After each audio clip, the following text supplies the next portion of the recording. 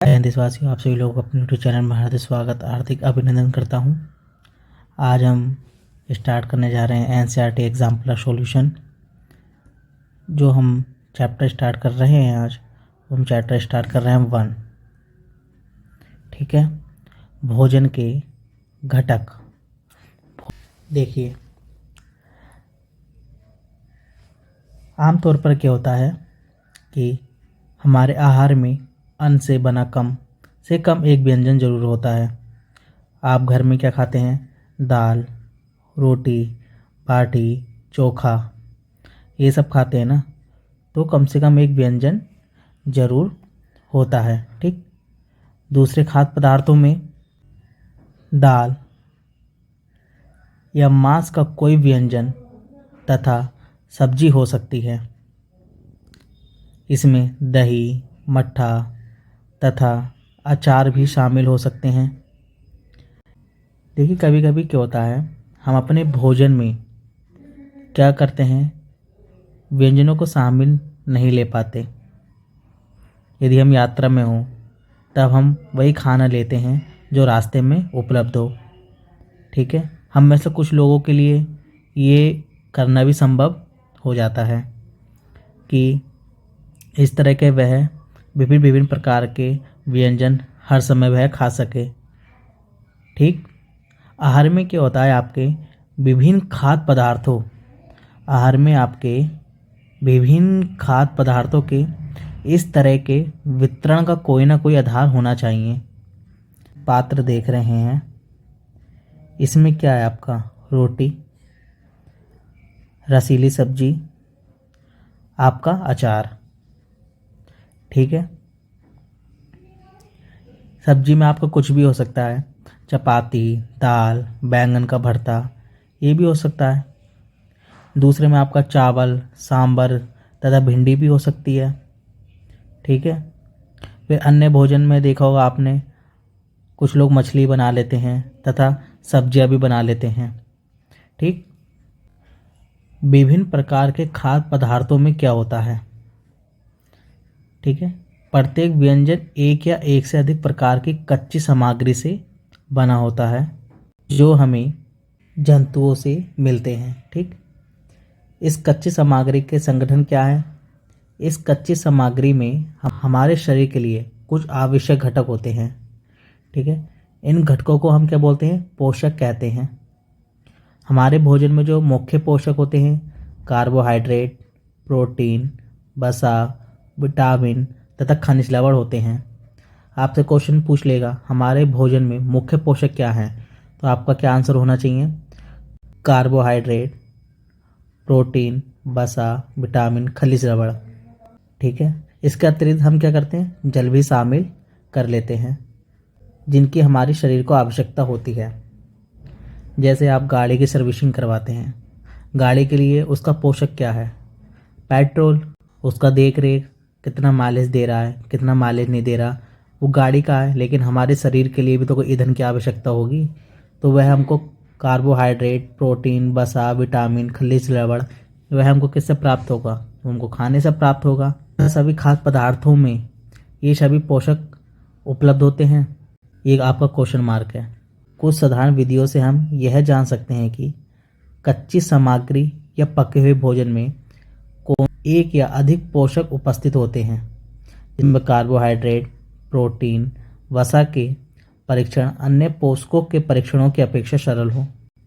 अभी 1.1 एंड 1.2 अब इसको सॉल्व करेंगे। पहले हम इसकी थ्योरी पढ़ ले रहे हैं। जो आपका iodine, copper sulphate, caustic soda का विलयन की आवश्यकता होती है। आपको कुछ परख नली तथा एक ड्रॉपर की भी आवश्यकता होगी। हम क्या कर रहे हैं?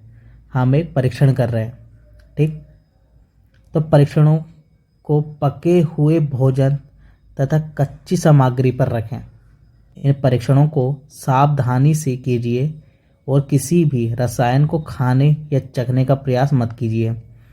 रसायन मतलब जो भी आपका केमिकल होता है, वह सिर्फ आपका एक्सपेरिमेंट के लिए प्रयोग किया जाता है। उसको ना तो चखा जाता है, ना ही उसका खाया जाता है। ठीक, यदि आवश्यक विलयन तत्काल उपलब्ध नहीं है, मान लीजिए आपके पास कोई विलयन है, वो प्रेजेंट में उपलब्ध नहीं है, तो आपके अध्यापक निम्न विधि से उन्हें तैयार करा सकते हैं। गुरु तो गुरु होता है, वह आपको और भी तरीक़ों से तैयार करा सकते हैं। देखिए, विभिन्न खाद्य पदार्थों की जांच करके देखें कि किसमें कार्बोहाइड्रेट उपस्थित है। कार्बोहाइड्रेट कई प्रकार के होते हैं। जो हमारे भोजन में पाए जाने वाले मुख्य कार्बोहाइड्रेट मंड तथा शर्करा के रूप में होते हैं। आयोडीन का तनु विलयन बनाने के लिए जल से आधी भरी परख नली में कुछ बूंदें टिंचर आयोडीन की मिला दीजिए। कॉपर सल्फेट विलयन में 100 मिलीलीटर जल में 2 ग्राम कॉपर सल्फेट घोलने से बन जाता है। क्वेश्चन आ जाएगा कि आपका जो कॉपर सल्फेट का जो विलयन है, ठीक है, वह कितने मिश्रण में घोलने पर मिल जाता है। तो आपका आंसर होगा 100 मिलीलीटर जल में यदि हम 2 ग्राम कॉपर सल्फेट मिला दें तो आपका क्या बन जाता है, कॉपर सल्फेट का विलयन मिल जाता है। ठीक, 100 मिलीलीटर जल में यदि हम 10 ग्राम कास्टिक सोडा घोलने से हमें क्या मिलता है, अभिष्ट कास्टिक सोडा विलयन मिल जाएगा। ये आप इन दोनों को नोट कर लेना, ठीक, कि कॉपर सल्फेट विलयन कैसे मिलता है। हम 100 मिलीलीटर जल में क्या करें, 2 ग्राम कॉपर सल्फेट घोल दें तो कॉपर सल्फेट का विलयन मिलेगा कितना, 2 ग्राम। यदि हम 10 ग्राम कास्टिक सोडा को किस में घोल दें, 100 मिलीलीटर जल में, तब आपका अभिष्ट कास्टिक सोडा विलयन मिल जाएगा। हमने क्या करा, मंड के लिए परीक्षण। खाद्य पदार्थ या कच्ची सामग्री की अल्प मात्रा लीजिए। इसमें तनु आयोडीन विलयन की 2 या 3 बूंदें डालिए। ठीक है, इसके ऊपर ये हमने क्या लिया, कच्ची सामग्री ली है। इस पे हम तनु आयोडीन की 2 या 3 बूंदें क्या कर रहे हैं, ड्रॉप कर रहे हैं। तो खाद्य पदार्थ के रंग में होने वाले परिवर्तन को देखिए। खाद्य पदार्थ के रंग में होने वाले परिवर्तन को हमको देखना है। क्या यह नीला या काला हो गया है। यह नीला या काला रंग मंड की उपस्थिति को दर्शाता है। देखिए, हम किससे प्रैक्टिकल कर रहे हैं, आयोडीन से। किससे प्रैक्टिकल कर रहे हैं, आयोडीन के विलयन से। हमने इस आयोडीन के विलयन को क्या करा, एक कच्चे पदार्थ में 2-3 बूंद डाल दिया। ठीक है, ये हम कर रहे हैं मंड का परीक्षण। आप सोचोगे कि मंड क्या है। मंड को इंग्लिश में बोलते हैं स्टार्च। मंड को इंग्लिश में क्या बोलते हैं, स्टार्च। इसका परीक्षण हम खानों में ही नहीं करते, बल्कि आप क्या करना, पत्ती लेना। ठीक है, पत्ती पर क्या करना, आयोडीन विलयन की कुछ बूंदें डालना। हम उससे भी हम क्या कर सकते हैं, मंड का परीक्षण कर सकते हैं। मंड को इंग्लिश में बोलते हैं स्टार्च, मतलब टेस्ट फॉर स्टार्च, मंड के लिए परीक्षण।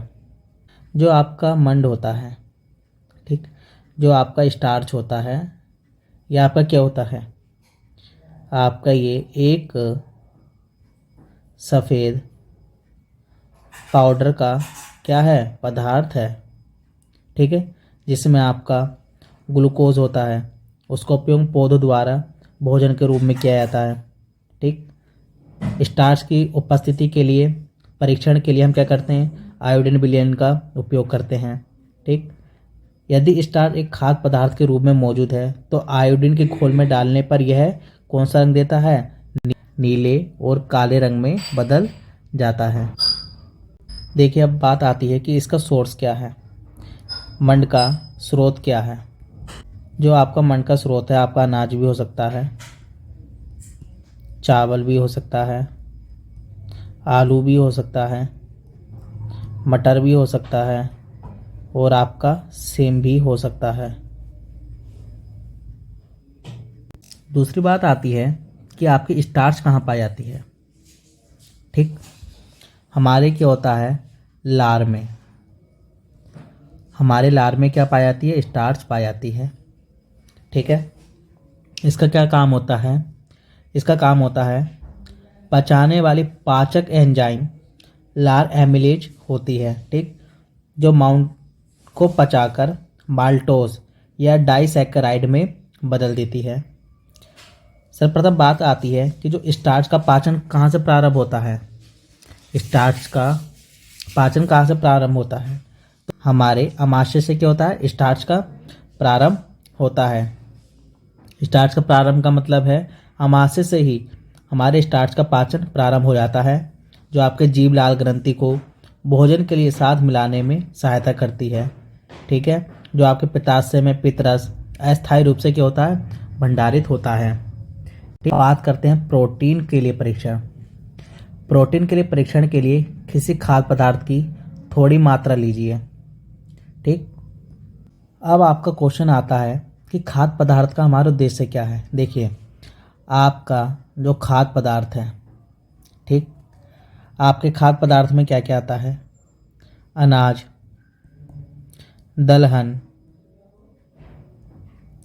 तेलहन, साग, ठीक, सब्जियां, दूध या फिर आपके दूध से बने पदार्थ, मांस, मछली, अंडा आदि यहाँ पे क्या है? खाद्य पदार्थ हैं।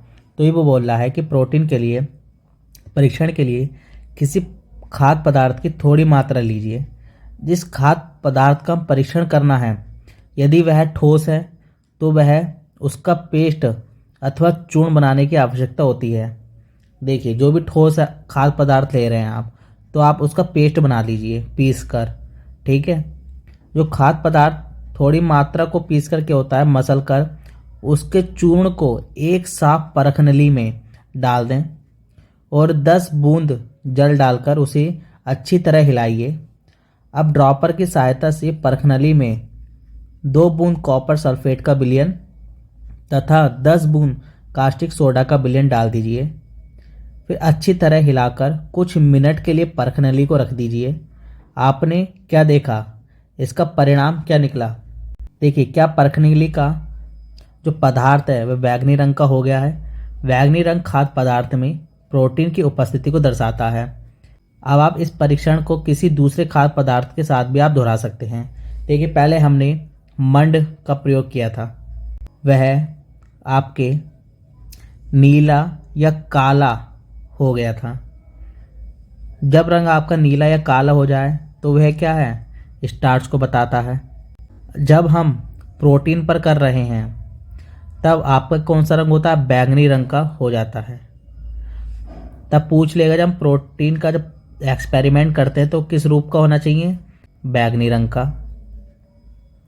जब स्टार्च पर करते हैं तो कौन सा रंग का होना चाहिए? नीला या काला। ठीक, अब हम बात करते हैं वसा का परीक्षण। खाद्य पदार्थ, अनाज, दलहन, ये सब खाद्य पदार्थ हैं कि अल्प मात्रा लीजिए, फिर कागज के टुकड़े में लपेटकर कूटिए। किसी भी खाद्य पदार्थ को हम क्या कर रहे हैं? कागज के अंदर मरोड़ कर उसको कूटना स्टार्ट कर दें। ठीक है, अब इस पर क्या क्या सावधानी बरतनी है? इस प्रकार इसको कूटना है कि कागज फट ना जाए। अब कागज को सीधा कीजिए और ध्यानपूर्वक देखिए, क्या इस पर तेल के धब्बे हैं? कागज को किस प्रकार के सामने लाएं? कागज को क्या करो आप? प्रकाश, जहाँ पर लाइट्स है उसके सामने लाएं। क्या आपको इस धब्बे से होकर आने वाली धुंधला प्रकाश दिखाई देता है? कागज पर तेल का धब्बा खाद्य में पदार्थ वसा की उपस्थिति दर्शाता है। खाद्य पदार्थ में कभी कभी जल की भी मात्रा क्या हो सकती है? हो सकती है। कितनी? कुछ मात्रा हो सकती है। इस दशा में इन पदार्थों को कांच पर धीरे धीरे रगड़िए और कुछ समय के लिए कागज को सुखा दीजिए, ताकि यदि खाद्य पदार्थ से कुछ जल आया हो वह क्या हो जाए? सूख जाए। इसके बाद आपको क्या करना है? यदि कागज पर तेल का कोई धब्बा ना रहे तो यह पता चलता है कि खाद्य पदार्थ में वसा उपस्थित नहीं है। ठीक है, देखिए, क्या वसा, प्रोटीन तथा मंड उन सभी खाद्य पदार्थों में उपस्थित हैं जिनका आपने परीक्षण किया है। जितना भी आपने प्रैक्टिकल किया है, वसा का अलग किया, प्रोटीन का अलग किया, स्टार्च का अलग किया, क्या इन सभी में खाद्य पदार्थों में उपस्थित है? क्या एक खाद्य पदार्थ में एक से अधिक पोषक तत्व की उपस्थिति होती है? क्या आपने कोई ऐसा खाद्य पदार्थ पाया जिसमें इनमें से कोई भी पोषक तत्व उपस्थिति ना हो? देखिए, जो भी हमारे 3 पोषक तत्व होते हैं इम्पोर्टेंट, आपके कार्बोहाइड्रेट, प्रोटीन तथा वसा, ये इम्पोर्टेंट करता है। जो आपके खाद्य पदार्थ का जो परीक्षण होता है वह विटामिन तथा खनिज लवण जैसे अन्य पोषक भी हमारे विभिन्न खाद्य पदार्थों में उपस्थित रहते हैं। इन सभी पोषकों को हमें क्यों आवश्यकता होती है? क्यों आवश्यकता होती है हमको कार्बोहाइड्रेट, प्रोटीन की, ठीक है, वसा की क्यों आवश्यकता होती है? देखिए, जहाँ तक आपने पढ़ा कि जो हमारे खाद्य पदार्थ हैं इसमें पोषक की हमें क्या आवश्यकता होती है। देखिए, जो आपके कार्बोहाइड्रेट होते हैं और जो आपकी वसा होती हैं, ये आपके शरीर को क्या प्राप्त करती हैं? एनर्जी, ऊर्जा प्रदान करती है। ठीक, जो आपके प्रोटीन हैं, जो आपके खनिज हैं, ये आपको क्या प्राप्त करते हैं? ये लवण की आवश्यकता से हमारे शरीर को क्या करते हैं? वृद्धि करते हैं, उनका क्या करते हैं? अनुरक्षण करते हैं। दूसरे पॉइंट में इसका क्या महत्व है? ये शरीर को क्या करती हैं? शरीर के जितने भी हमारे अंग हैं उनको क्रिया करने की क्या करती है? शक्ति देती है, जिससे आप सामान उठा सकें, दौड़ सकें, शक्ति देती है। जो हमारे दिनचर्या में क्या होता है? ऊतकों के क्या होता है? टूटने से, फूटने से नष्ट होने वाली कोशिकाओं का क्या करता है? पुनर्निर्माण करता है। टूटने फूटने का क्या मतलब? आप गिर गए, चोट लग गई, घाव को भरने में, उसका पुनर्निर्माण करने में क्या करता है? उसको मदद करता है। ठीक, जितनी भी हमारे शरीर में रोग होती हैं, ठीक है, जो आपकी क्या करती है? रक्षा करती है, ताकि आपको शक्ति मिले। ठीक है, ये सब चीज़ का हमारा ये महत्व होता है। देखिए, आपका ये क्या? सूरजमुखी का तेल, ठीक, सरसों का तेल, नारियल का तेल, सोयाबीन का तेल, ये आपका मूंगफली है, ठीक, ये आपका गिरी है, और ये आपका क्या है? तिल। ठीक है, देखिए, आपका मांस, ये आपका घी है, ये आपकी मछली है, ये आपके अंडे हैं, ये आपकी क्रीम है, ये आपका मक्खन है, ये आपका क्या है? दूध है। ठीक है, इसमें क्या है आपके? इसमें वसा के कुछ स्रोत हैं, पादप स्रोत हैं और जंतु स्रोत भी हैं। ठीक है, देखिए, विभिन्न पोषक हमारे शरीर के लिए क्या करते हैं? कार्बोहाइड्रेट मुख्य रूप से हमारे शरीर को ऊर्जा प्रदान करती हैं, जैसे कि मैंने अभी बताया।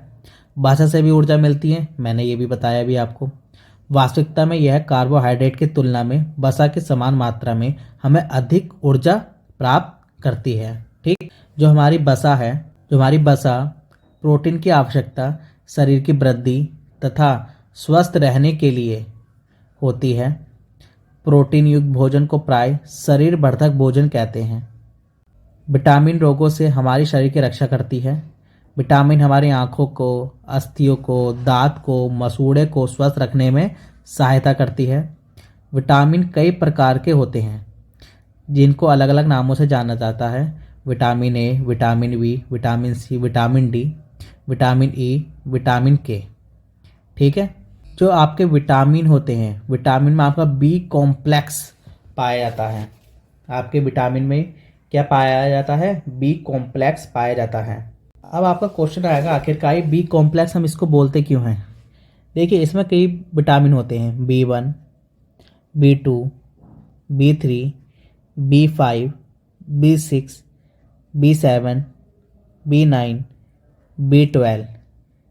ये एक समूह है विटामिन का, इसलिए इनको हम क्या बोलते हैं? बी कॉम्प्लेक्स बोलते हैं। ठीक है, ये हमारे शरीर को सभी प्रकार के विटामिनों की अल्प मात्रा में आवश्यकता होती है। विटामिन ए हमारी त्वचा, आँखों को स्वस्थ रखता है। क्वेश्चन आ जाएगा, विटामिन ए का काम क्या है? हमारी आँखों को, त्वचा को क्या करता है? स्वस्थ रखता है। विटामिन सी बहुत से रोगों से लड़ने में हमारी क्या करता है? मदद करता है। विटामिन डी हमारी अस्थियों, दांतों के लिए कैल्शियम का उपयोग करने में हमारी सहायता करता है। ठीक है, ये दूध है, ये मक्खन है, ये मांस है, ये अंडे हैं, ये आपकी क्या है? ये मछली है। आपकी ये देखिए मूंग की दाल है, ये आपका चना है, ये आपका मटर है, ये आपका राजमा है, ये आपकी तुअर दाल है। ठीक है, ये आपकी सोयाबीन है, ये आपका आम है, ये गाजर है, ये पपीता है, ये मछली का तेल है, ये दूध है। ये विटामिन ए के कुछ स्रोत हैं। आपसे पूछ लेंगे विटामिन ए का स्रोत क्या क्या है। पपीता, गाजर, ठीक, आम, मछली का तेल, दूध। ठीक, तो आपका विटामिन बी के क्या क्या स्रोत हैं। चावल, यकृत, गेहूँ। यहाँ पे क्या है, विटामिन बी के स्रोत हैं। विटामिन सी मतलब में क्या क्या आता है आपका, आंवला, नींबू, मिर्च, अमरूद, संतरा, टमाटर। विटामिन सी के क्या है, ये स्रोत हैं। ठीक है, तो स्रोत कौन कौन से आपके, पादप स्रोत। देखिए, जो भी आपके धरती से प्राप्त होती है वो क्या है, आपके पादप स्रोत। जैसे जिसकी खेती की जाती है, मटर, चना, मूंग, तुअर दाल, राजमा, इन सब चीज़ की क्या होती है, खेती होती है। ठीक है, ये आपके क्या है, पादप स्रोत। जंतु, जो हम जंतु से प्राप्त कर रहे हैं, मांस जंतु से प्राप्त कर रहे हैं, मछली जंतु है, मार रहे हैं। पनीर भी आपका क्या है, जंतु स्रोत में आता है। ठीक है, अंडा, ये भी जंतु स्रोत है।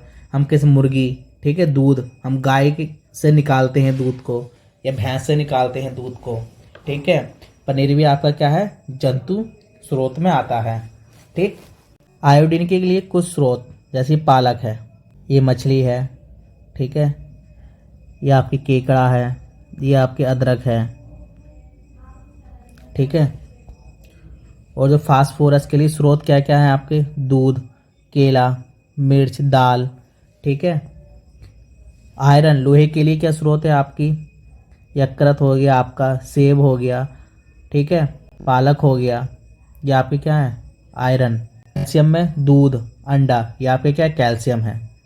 हमारा शरीर भी सूर्य के प्रकाश से विटामिन डी बनाता है। इन दिनों कोई भी सूर्य के प्रकाश में नहीं रह पाता, जिससे लोगों की कमी होती है। देखिए, सूर्य से तो हमें विटामिन डी मिलता है सुबह सुबह, लेकिन ये नहीं है आप 1 बजे पहुंच जाओ, 12 बजे के बाद पहुंच जाओ तब आपको विटामिन डी नहीं मिलेगा। ये सुबह सुबह 6 से 8 जब सूर्य उदय होता है, ठीक है, उतने ही समय पर आपका विटामिन डी मिलता है। समझ रहे हैं। तो हमारे शरीर को क्या होती है, खनिज लवणों की आवश्यकता अल्प मात्रा में होती है। शरीर के उचित विकास तथा अच्छे स्वास्थ्य के लिए प्रत्येक खनिज लवण आवश्यक है। विभिन्न खनिज लवणों के लिए कुछ स्रोत भी हैं। अधिकांश खाद्य पदार्थों में एक से अधिक पोषक होते हैं। ठीक है, आपने फिर क्या होता है, किसी कच्ची सामग्री में एक निश्चित पोषक की मात्रा दूसरे पोषकों की मात्रा से अधिक हो सकती है। जैसे चावल में कार्बोहाइड्रेट की मात्रा दूसरे पोषकों से क्या होती है, अधिक होती है। रोटी में क्या होती है, आपकी कार्बोहाइड्रेट होती है। रोटी में भी तो आपकी कार्बोहाइड्रेट होती है। कार्बोहाइड्रेट का क्या मतलब है, इसमें कार्बन से आप समझ जाइए, कार्बन। ठीक है, रोटी फूल रही है, उसमें क्या है, CO2 है, कार्बन है, कार्बन से तो फूल रही है रोटी, तो कार्बोहाइड्रेट। ठीक है, चावल में क्या है आपका, कार्बोहाइड्रेट ज़्यादा है। इस आधार पर हम ये कह सकते हैं कि चावल कार्बोहाइड्रेट समृद्ध भोजन है। ठीक है, आपने देखा होगा साउथ में चले जाइए, चावल की वहाँ अधिक मात्रा, तमिलनाडु में, बिहार में, पश्चिम बंगाल में भी चावल अधिक प्रिय होता है। ठीक है, देखिए, हमारे शरीर को आहारी रेशों तथा जल की भी आवश्यकता होती है। आहारी रेशे रुक्षांश के नाम से भी जाने जाते हैं, जो हमारे खाने में रुक्षांश की पूर्ति मुख्यतः उत्पादों से ही होती है। ठीक है, रुक्षांश के लिए मुख्य स्रोत क्या है, साबुत खाद्यान्न, दाल, आलू, ताजे फल, सब्जियां, ये आपकी क्या हैं, पादप उत्पाद हैं। रुक्षांश हमारे शरीर को कोई पोषक प्रदान नहीं करते, फिर भी यह हमारे भोजन का आवश्यक अवयव है। इसका आयतन बढ़ा देती है। रुक्षांश बिना पचे भोजन को बाहर निकालने में हमारी शरीर की क्या करती है, सहायता करती है। ठीक है, देखिए, जल भोजन में उपस्थित पोषकों को अवशोषित करने में हमारी शरीर की आवश्यकता करती है, मतलब सहायता करती है। यह कुछ अपशिष्ट पदार्थों जैसे मूत्र, पसीने को शरीर से बाहर निकालने में सहायता करती है। सामान्यतः हमारे शरीर को जितने जल की आवश्यकता होती है वह हमें उन वस्तुओं से प्राप्त होती है जिनमें हम द्रव रूप में लेते हैं, जैसे जल, दूध, चाय। ठीक है, इसके अतिरिक्त हम जो भी भोजन पकाते हैं उसमें भी पानी का उपयोग किया जाता है। कि नहीं, जो भी रसीली सब्जी होती है उसमें पानी डालते हैं तो उसमें पानी का प्रयोग किया जाता है। देखिए, एक टमाटर तथा एक नींबू जैसा कोई फल है, ठीक है, आप एक टमाटर भी ले सकते हैं, नींबू भी ले सकते हैं। इसे छोटे छोटे हिस्सों में काट लें। ठीक है, इसको टुकड़ों में काट लें। क्या ऐसा करते समय आपके हाथ गीले होते हैं? आपने देखा टमाटर काटिए, नींबू काटिए, आपके हाथ गीले हो जाएंगे। सब्जी के बारे में पता चलता है जिसमें आपकी क्या होती है, पानी की मात्रा नहीं होती। ठीक है, खाद्य पदार्थों में जल होता है, कुछ सीमा तक हमारे शरीर के लिए क्या होती है, आवश्यक होती है। जल की पूर्ति इसी जल से ही हो जाती है। इसके अतिरिक्त कोई खाद्य पदार्थों को पकाते समय हम उसमें क्या करते हैं, जल को डाल देते हैं। ठीक, अब बात करते हैं कि हमारा संतुलित आहार क्या है। देखिए, पूरे दिन में जो भी कुछ भी हम खाते हैं उसे आहार कहते हैं।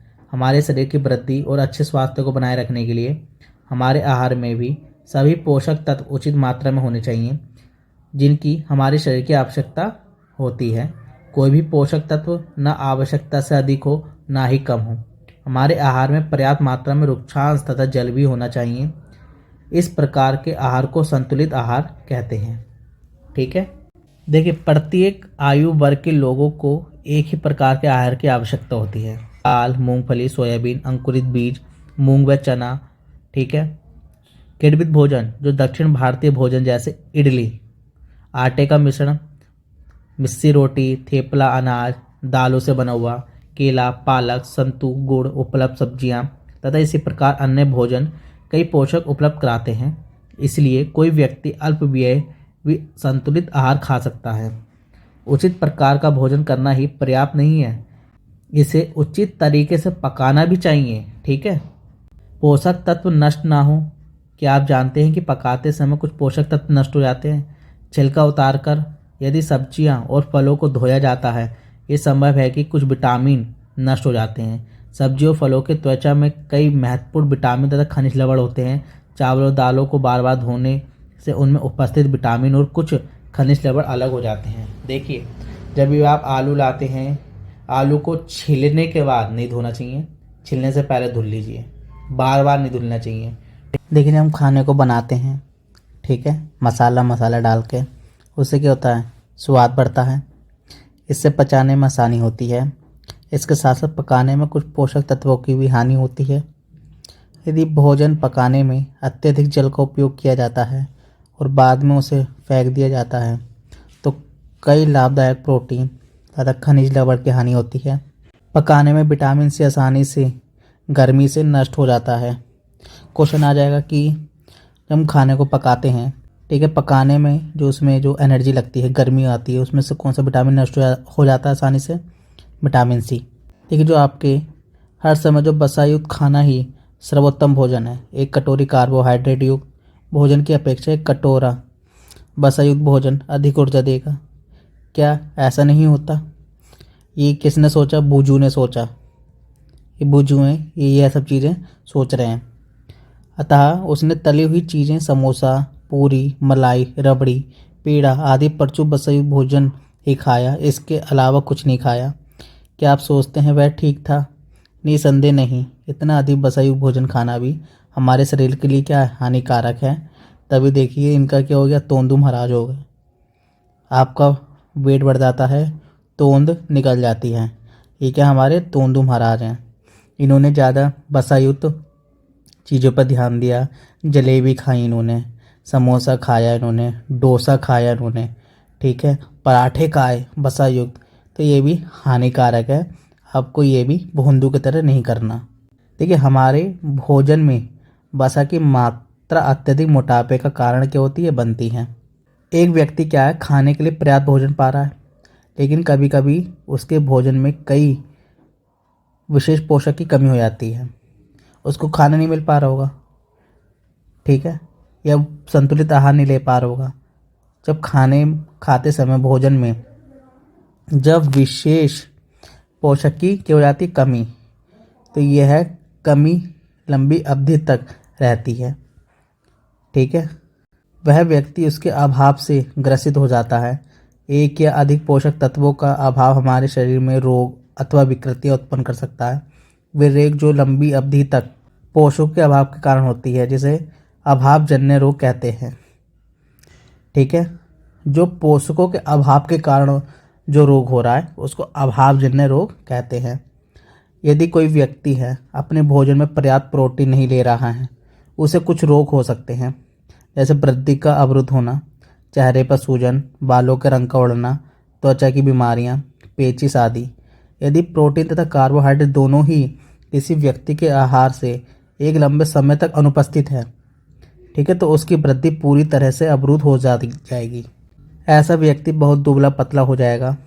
वह इतना दुर्बल हो जाएगा कि चलने में भी असमर्थ होगा।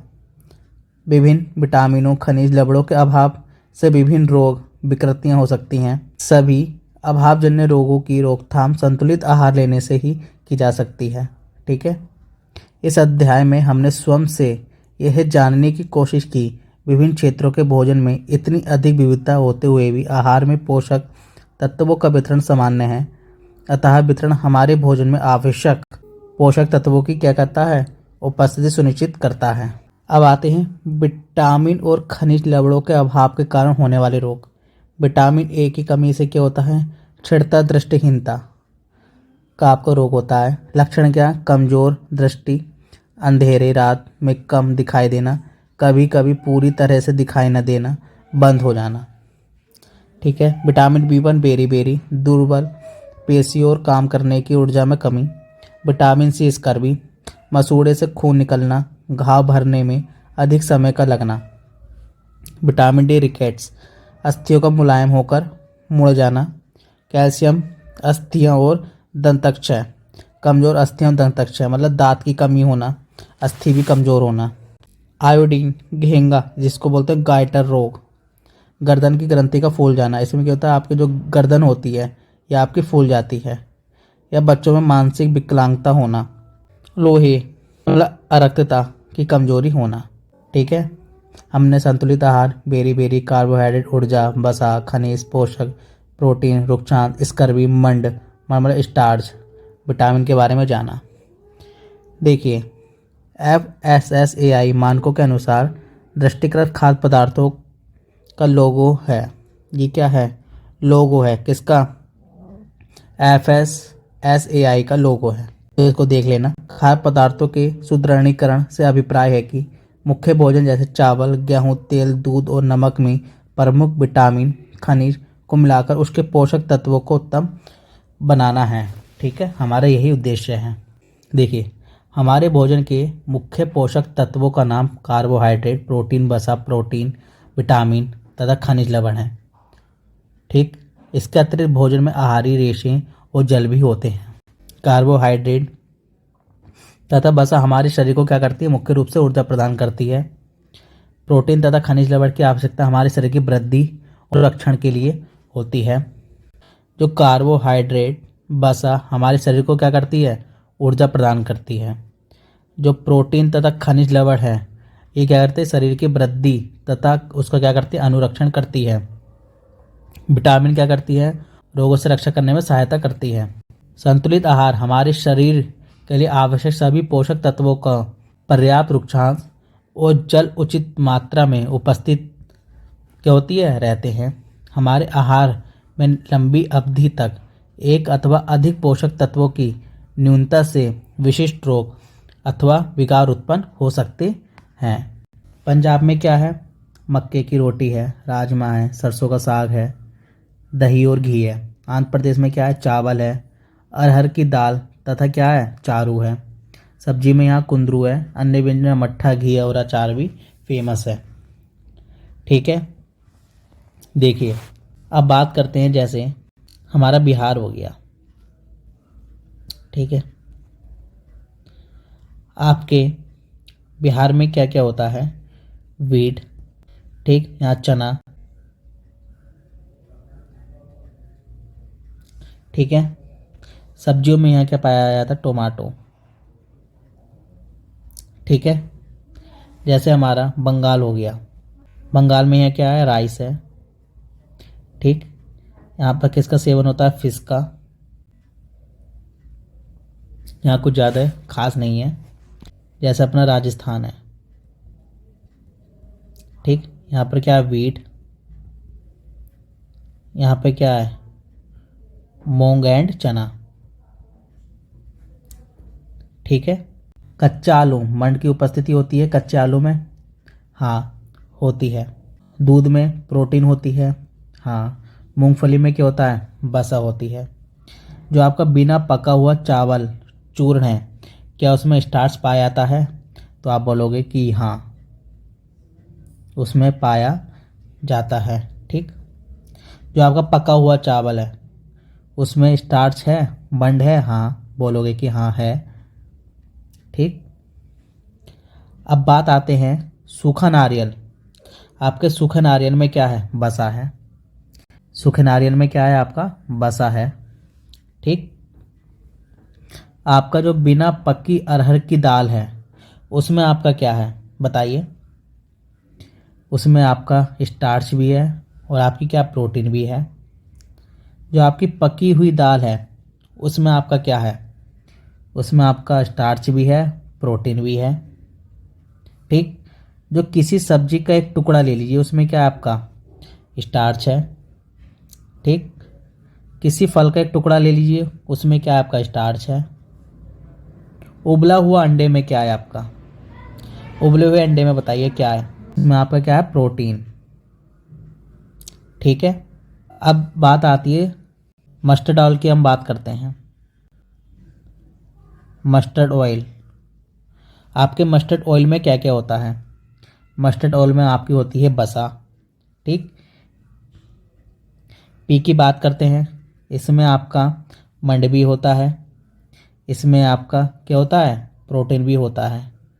ठीक है। मस्टर्ड जो ऑयल है आपका, इसको हिंदी में क्या बोलते हैं? सरसों का तेल। ठीक है बच्चों। और पी को क्या बोलते हैं? मटर बोलते हैं। अब आपके क्या आ जाते हैं? क्वेश्चंस आ जाते हैं। देखिए, हमारे भोजन के लिए मुख्य पोषक तत्वों के क्या करने हैं? नाम को लिखने हैं। ठीक है। कार्बोहाइड्रेट,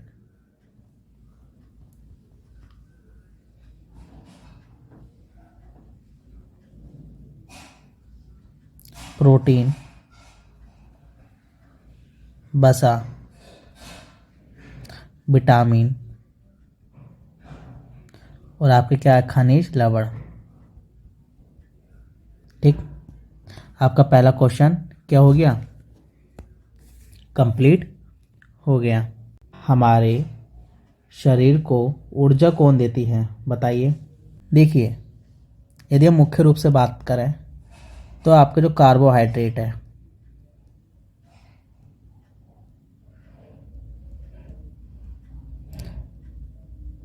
ये आपके क्या करती है? शरीर को क्या करती है? ऊर्जा देती है। ठीक है। हमारे शरीर के लिए वृद्धि और अनुरक्षण के लिए कौन सा पोषक आवश्यक है?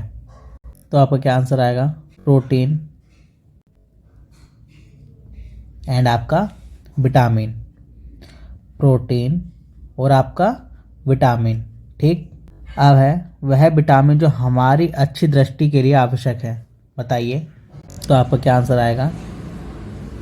Vitamin A. Vitamin A. अब बताना है वह खनिज जो अस्थियों के लिए आवश्यक है। तो आपका क्या है? कैल्शियम। हमने अभी आपको बताया था। ठीक है। ऐसे खाद्य पदार्थों के नाम लिखिए जिनमें निम्न पोषक प्रचुर मात्रा में उपलब्ध होते हैं। तो आपका आंसर क्या है? प्रोटीन। ठीक है। देखिए कैसे, आपके दाल हो गई, मांस हो गई, मछली हो गई, आपका क्या हो गया? अंडा आदि हो गया। ठीक है। केवल चावल खाने से हम अपने शरीर की पोषक आवश्यकताओं को पूरा कर सकते हैं, हाँ कि नहीं? इसका आंसर होगा नहीं, गलत। संतुलित आहार खाकर अभावजन्य रोगों की रोकथाम की जा सकती है। तो इसका आंसर क्या है? सही है। ठीक। शरीर के लिए संतुलित आहार में नाना प्रकार के खाद्य पदार्थ होने चाहिए। बताइए। सही। ठीक है। शरीर को सभी पोषक तत्व उपलब्ध कराने के लिए केवल मांस पर्याप्त है। तो इसका क्या आंसर? गलत है। ठीक है। विटामिन डी के अभाव से कौन सा रोग होता है? तो इससे क्या होता है? आपका रिकेट्स नामक रोग होता है। ठीक। किसकी कमी से बेरी बेरी नामक रोग होता है? बताइए इसका आंसर क्या है। देखिए इसका आंसर है या तो विटामिन बी मिलेगा या फिर B1 मिलेगा। ठीक। विटामिन सी के अभाव से कौन सा रोग होता है? तो आपका क्या है, स्कर्वी। हमारे भोजन में के अभाव से रतौंधी रोग होता है, किसकी कमी के? तो हमारा आंसर होगा विटामिन ए।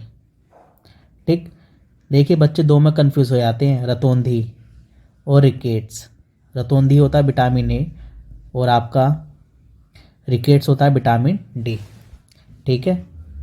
वीडियो अच्छी लगी हो तो वीडियो को लाइक करना, सब्सक्राइब करना, शेयर करना। जय हिंद, जय भारत।